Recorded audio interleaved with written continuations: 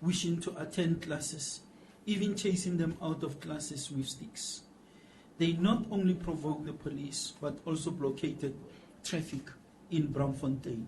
Thus, you would have received the information that a bus was banned in the city center. This type of behavior can never be condoned by any law-abiding person and is to be roundly condemned. Attacks on law enforcement officials constitutionally mandated to uphold the laws of the land can only be described as an attack on the state itself. The Dangerous Weapons Act of 2013 and the Regulation of Gatherings Act of 1993 provide for the rights of citizens to gather peacefully, but to do so without bearing dangerous weapons, inflicting harm on others, or damaging property or infrastructure. In order to ensure peace and stability and to protect the life and property of people in South Africa, the South African Police Service will enforce this act decisively. We yet again call upon student leaders, students and all interested parties to act with the utmost restraint and calm at all times. We condemn any incitement to violence and regard inflammatory statements as being most reckless, especially at this time. In a daily newspaper of today, a so-called student leader was quoted as saying, "Our blood can spill on the university ground. We are prepared to sacrifice our blood for the sake of a better future for many young people." That utterance, if true, is extremely reckless, and we as the South African Police Service reject it out of hand. We are determined and have proved this point that our members will exercise restraint so that no student should be harmed while we attempt to maintain stability and safety in our country. We remain resolute in this regard. We also request academics to be true academics and not to make inflammatory remarks that could tend to exacerbate the situation, especially comments around policing from an uninformed perspective, including the deployment of police and other law enforcement agencies in the institution, should be left to the competent authority, which is the South African Police Service and the law enforcement agencies. We thank the students at the universities which have maintained a calm presence during the course of today. We urge them to continue to let their voices be heard in a sensible, non-violent manner and wish them luck in their studies. The South African Police Service members on duty today and over the past weeks are commended on their discipline and commitment. Theirs is not an easy task. They have been called upon to protect lives and property in the middle of a dispute that is not of their making. Many, if not most of them, are parents, and to be attacked, insulted, and assaulted by the youth who they only want to protect is a bitter pill to swallow. The police will continue to do their duties whenever needed. We make an urgent call to all concerned to be responsible and act within the confines of the law. As we have said more than once, we believe that dialogue takes precedence, and we urge our future leaders not to jeopardize their futures by heeding the calls of those with their own agendas to engage in lawlessness and criminality. I thank you. Thank you, General. We'll take a round of questions here and then we'll cross over to Cape Town. If you can kindly identify yourself and then pose your question. I see our first hand over there. Thank you, Barry. Good afternoon, General and panel. Barry Bateman, Eyewitness News. General, my question relates to the way going forward. What we've seen today is a lot of cat and mouse between the police and the protesters, where the police are pushed into position to react. They respond with rubber bullets, tear gas. It disperses the crowd and essentially just shifts the battle to a new area. What happened today is that the battle got shifted off Wits campus into the streets of Braamfontein, and it's continuing right now. Are we going to see a shift in the strategy perhaps to targeted arrests, where the police identify agitators and those inciting the violence in order to try and de-escalate the situation? Essentially remove those people from the battlefield to try and bring an end to this. Crime intelligence is here as well. Is this something that is being considered as opposed to this running through the streets, shooting and moving the whole time? Thank you. Thank you, Barry. Any other questions? I see a hand on my left. Good afternoon, General. Sipoma Bena for the Times newspaper. My question is sort of linked to my colleague's question. The Higher Education Minister has said the protest was more than just about fees. In fact, he suggested that it was an agenda to destabilize the ANC government. In fact, an anti-ANC government agenda. Are you able to say, General, whether this is a genuine protest or there is an element of underhandedness, so the third force, if I may put it this way? Thank you. Thank you. The lady in front of me. Good afternoon. It's Rorisang Khosana from The Citizen. It seems like this is becoming more dangerous on a national level. Looking at state of emergency, what does it take for a state of emergency to be declared should this carry on? Thank you very much. General, over to you to answer those three questions. Thanks, Ali. Barry, thanks very much for the question. I think you have become more knowledgeable about policing. It is so that if you are effective in one area, you run the risk of displacing that activity, because at this stage our concentration has been in the institutions. And as the groups are dispersed and they are not able to do what they wanted to do in the institutions, they run into different directions and they regroup. And at those points where they have regrouped, they will on the spot plan to do something, and it becomes a cat and mice situation. It is so that we had focused ourselves on thoroughly investigating, going back into crime scene reconstruction, looking at the material which is available, looking at what people have been saying, for us to put together cases, which cases we will present before the Director of Public Prosecution to enable us to effect arrest, particularly of those that would have been found to have committed any crime or unlawful act under the disguise of the fees must fall. So certainly investigations are underway, intelligence gathering is taking place, and arrests are imminent in a number of instances. But, you know, we so wish that sense could prevail, particularly amongst those that have defined themselves as leaders, not to continue with violence at the rate that they are, because we certainly don't believe that violence, destroying property, destroying the infrastructure is an answer. They must rather spend more of their time engaging, trying to make sense to the authorities so that they all could find a point of convergence.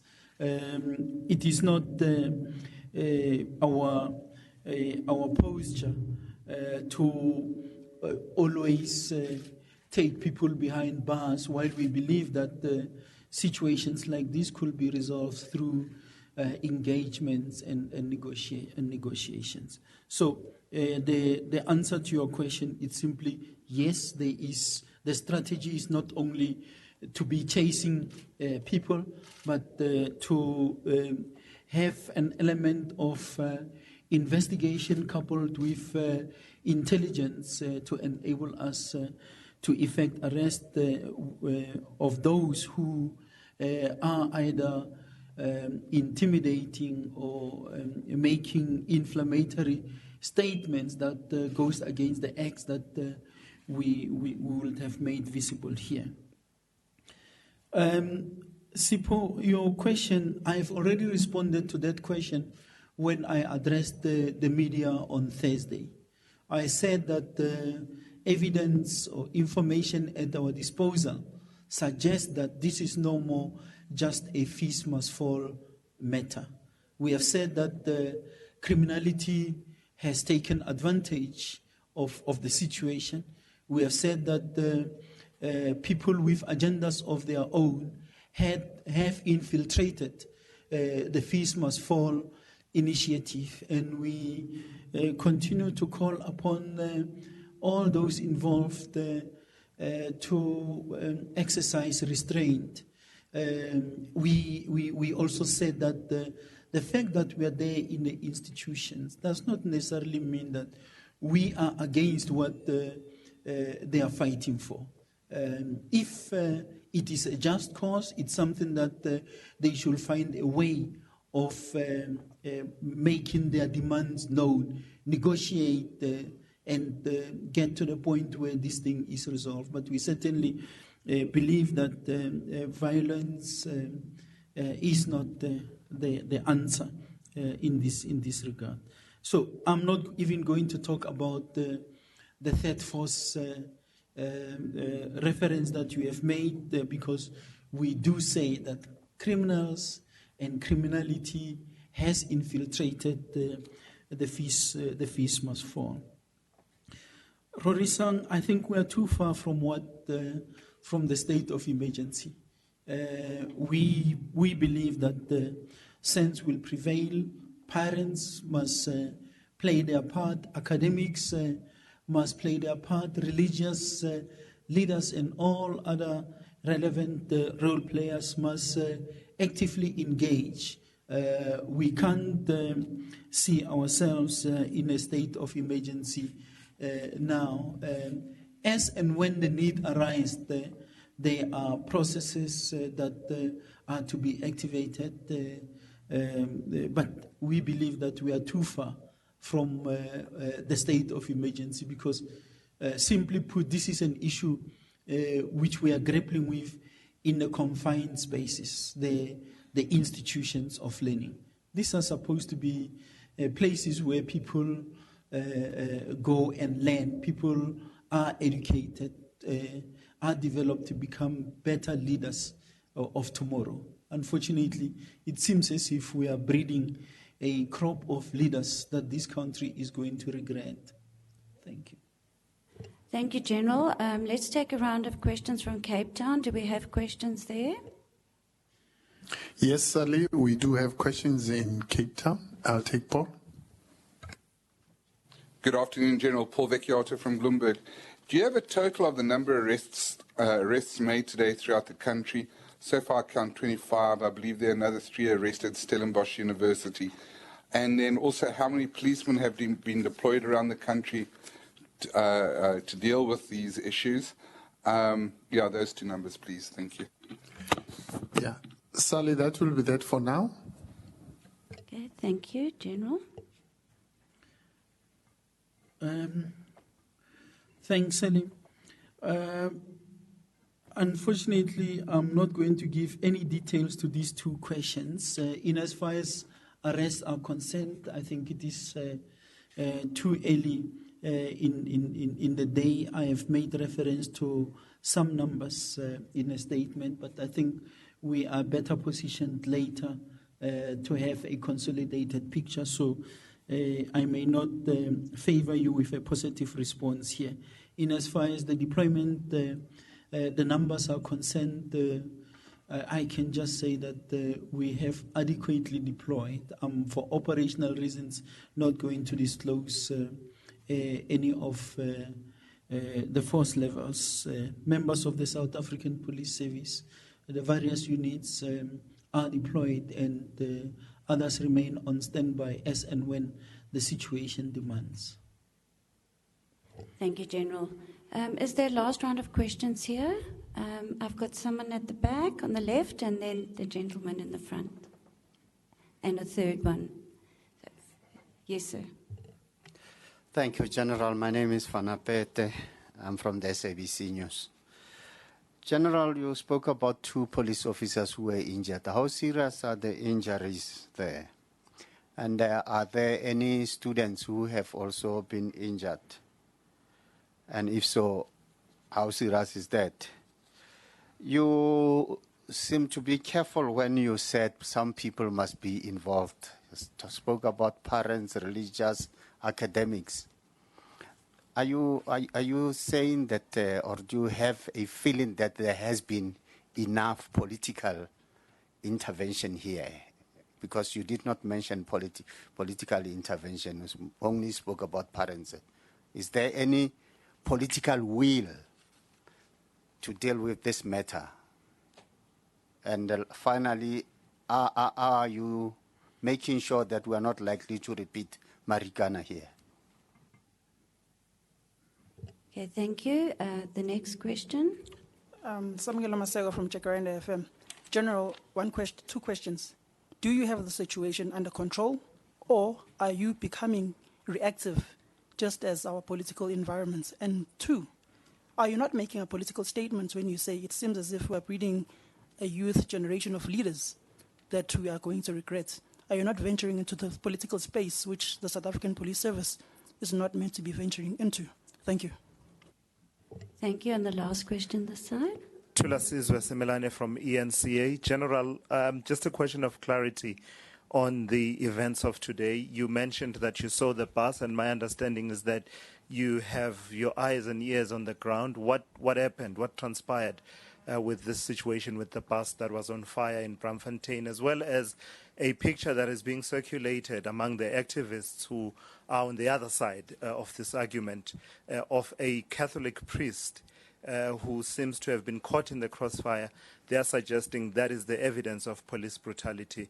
So if you have any details on those 2 issues, the bus and the Catholic priest. And my second question has to do with loss of life. Can you give a guarantee? The violence seems to be escalating, regardless of who's responsible for it from where you stand as a South African, but it does seem to be escalating. Are you able to give a guarantee that there will be no loss of life on your watch? Okay, thank you very much. That concludes our questions. General, over to you. Thanks, Sally. Let me start here. Tula Sizwe.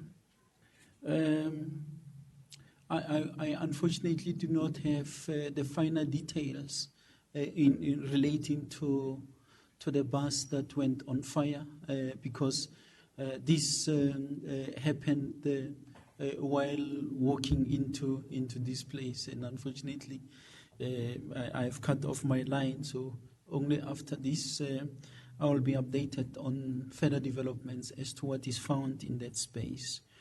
I'm not sure who this Catholic priest is and what makes him so special to be mentioned, because far too many people are caught up in the mix here.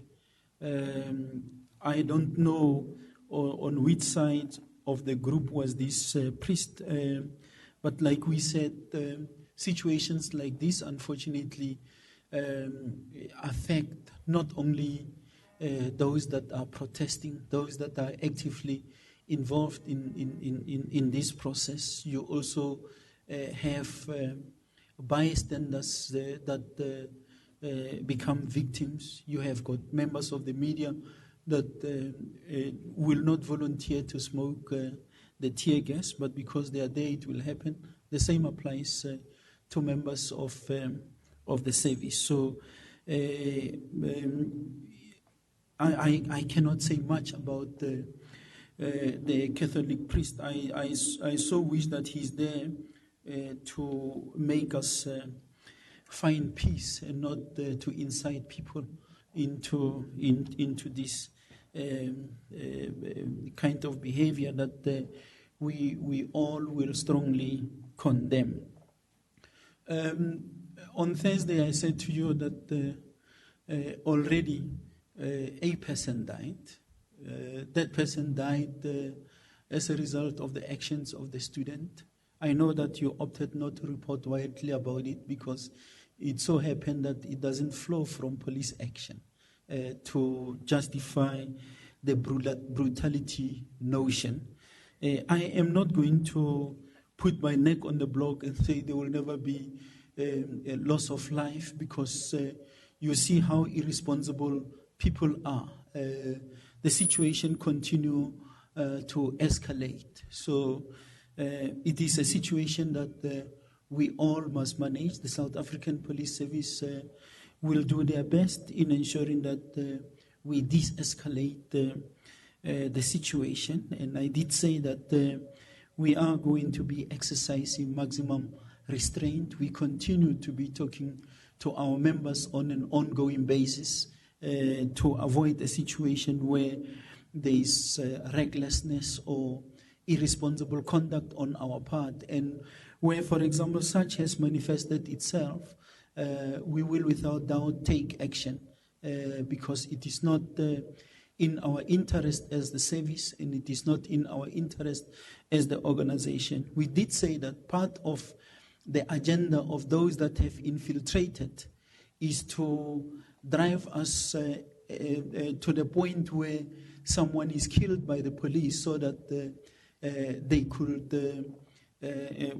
prove a point. And we said, as the South African Police Service, we are going to work hard in ensuring that we protect lives, we protect property, and it is not what we wish to see lives being lost. On the contrary, we will want to ensure that people's lives are protected as well as property. Samgelo, the situation under control, considering what is found out there, and this I think we are now in it for more than a week, if not longer, and we continue to be managing. But I think we can do better, all of us. The police can do much better. Society could do much better. Even the students themselves or those that are actively involved in this process can do better in contributing towards finding an everlasting solution to this situation. Fana, I'm not able to talk to you on the seriousness of the injuries, how many students and so on. I don't think you will emerge out of the scuffle of this nature without injuries from those that are actively involved. I have indicated that this morning 2 of our members were injured, and both of them were taken to hospital, and that will get back to the question I continue to be asked: is this police brutality or brutality only applicable when a civilian is being injured, or does it also apply to members of the public or those that are protesting, doing what they do best, throwing stones and burning property and so on? Does it not constitute brutality? I could not have named everyone when I said that religious leaders, parents, students, academics, and so on. Society broadly must get involved in this, and that includes politicians. And I am in no way going to suggest that there has not been political intervention in this regard. I think key people continue to play their part in this regard. We would have slept very little overnight, and I would have been engaging with ministers that are contributing immensely in trying to bring the situation under control. And I think the government has been on record to say there must be calm, that this situation is undesirable. It's a situation that must be managed, and all of us must ensure that we restore order in this situation. So we can never suggest that there is no political will or political intervention in this regard. I also have been on record saying to you that another Marikana is too far. We will continue to exercise maximum restraint. So maybe this is the last time I'm going to hear about Marikana, because what we are busy with are student protests, and we as the South African Police Service will apply the laws of our country, and we are calling upon all of us to be responsible in dealing with this situation. There was a question, I think, I just did not capture.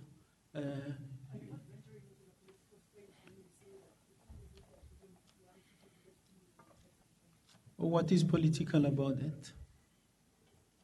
I'm just saying that here are people who are saying they are leaders. Here are people who are inciting and instigating violence. Here are people that are involved in the destruction of property. What makes it political? Maybe you are lost, because ours is to say to you what is found on the ground. Ours is not to create a sensation like you are trying to do. There is nothing political about what we are saying. We are just saying to you that there must be calm. Be, as a member of the media, report responsibly, not out of context. And we are not here to do politics. We are here to report from a policing perspective. And we are here to make an observation on what is happening on the ground. So the element of sensation that you are trying to create by saying the country doesn't deserve what we are seeing, it can never be political. I think this is what we will say as a responsible citizen. Now, I'm saying it as a responsible member of the South African Police Service, and say this cannot be something that we will want to see taking this country forward. Okay, thank you very much, General. We've come to the end of our meeting. Sorry, Sally. Yes. Sorry, Chair. We've got a follow-up question in Cape Town, the last one, if you can. Thank you. We'll take the last follow-up question. Hi, General Paul from Bloomberg again. Just quickly, what are the police's plans for the rest of the week? In other words, do you plan to keep a heavy presence on or around the affected campuses? Then just a little bit more on the criminal elements. Are these people opportunists, just taking advantage of whatever's going on? Or do you feel as though there's some kind of element of organization behind these criminal elements that are infiltrating? You said infiltrating, the fees must fall. And then when do you expect to have any numbers of arrests for today? Thank you. That will be all, Sally. Thanks very much. From Cape Town. Thank you. General, last. Thanks very much. I did say, in as far as the number of arrests, we do a consolidation on a daily basis, and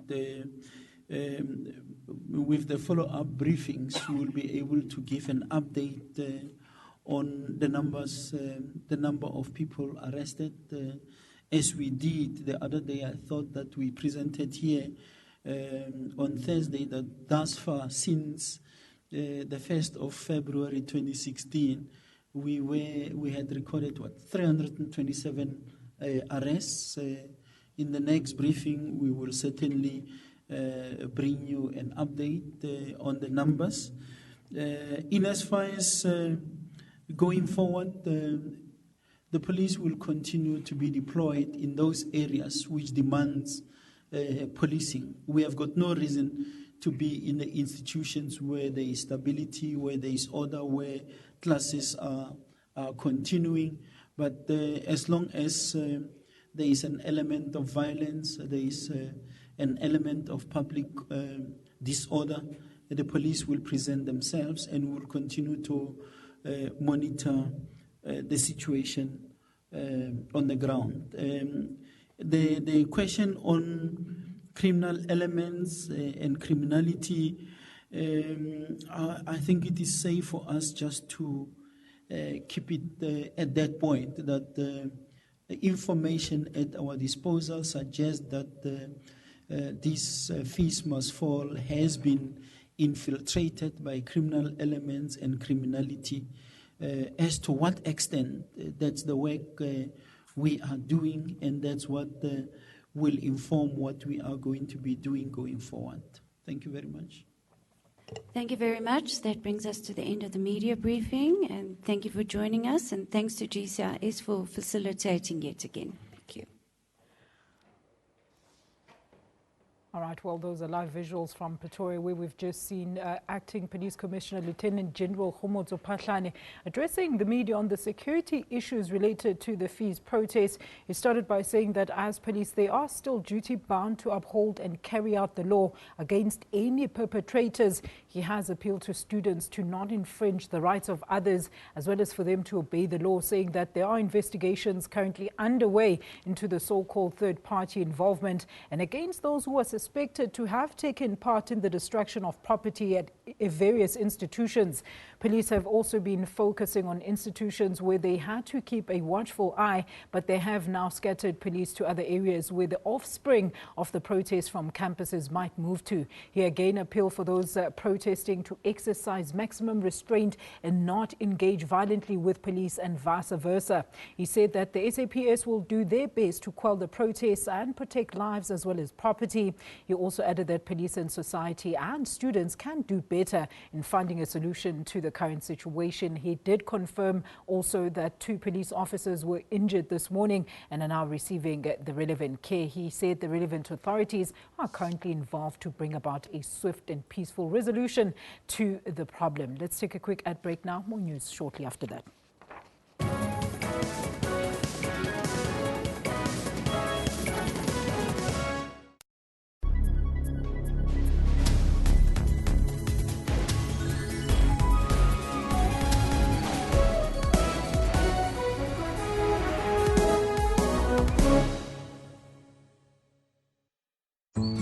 When we were little, life felt big, with something new to discover around every corner. Yet somehow, living small became the norm, until we remember how great living big really is. At Macro, we're still big on being big.